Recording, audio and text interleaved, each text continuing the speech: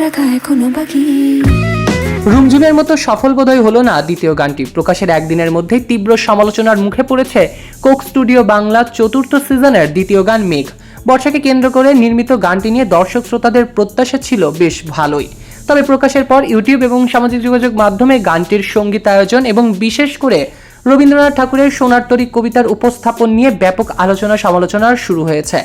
এক মাসের ব্যবধানে প্রকাশিত মেঘ গানটিতে কণ্ঠ দিয়েছেন মোহাম্মদ শোয়েব, মাশা ইসলাম এবং মৌসুমী। গানটির সঙ্গীতায়োজন করেছেন সায়ান চৌধুরী অর্ণব, যিনি কোক স্টুডিও বাংলার প্রধান সঙ্গীত প্রযোজক হিসেবেও দায়িত্ব পালন করছেন। গানটিতে শাস্ত্রীয় সঙ্গীতের সঙ্গে আধুনিক সাউন্ডের সংমিশ্রণ ঘটানোর চেষ্টা করা হয়েছে। এতে শরণ দত্তের লেখা একটি গানের পাশাপাশি রবীন্দ্রনাথ ঠাকুরের বিখ্যাত কবিতা সোনার তরীর নতুন সুরেও হিপ হপ ধর্মী উপস্থাপনায় পরিবেশন করা হয়েছে।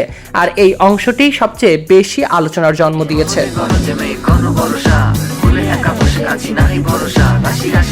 ইউটিউবে মন্তব্যের ঘরে অনেক শ্রোতা ভক্তদের হতাশা প্রকাশের ঘটনাটি চোখে পড়েছে। একজন লিখেছেন, ঠিক জমলো না এবার, রুমঝুম পর্যন্ত সবগুলো গান ভালোই ছিল, এটা যেন ফিকে হয়ে গিয়েছে খানিকটা।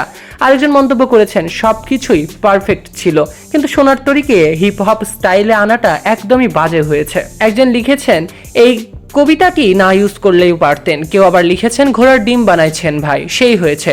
আরেকজন মন্তব্যকারী লিখেছেন, দ্য বেস্ট অখাদ্য এভার। সামাজিক যোগাযোগ মাধ্যমে আবার কেউ কেউ রসিকতা করে মন্তব্য করেছেন, সোনার তরী কবিতাটি এবার এইচএসসি পরীক্ষার্থীদের আরো ভালোভাবে মনে থাকবে। গানটি নিয়ে সমালোচনা করেছেন লেখক আনিসুল হকও।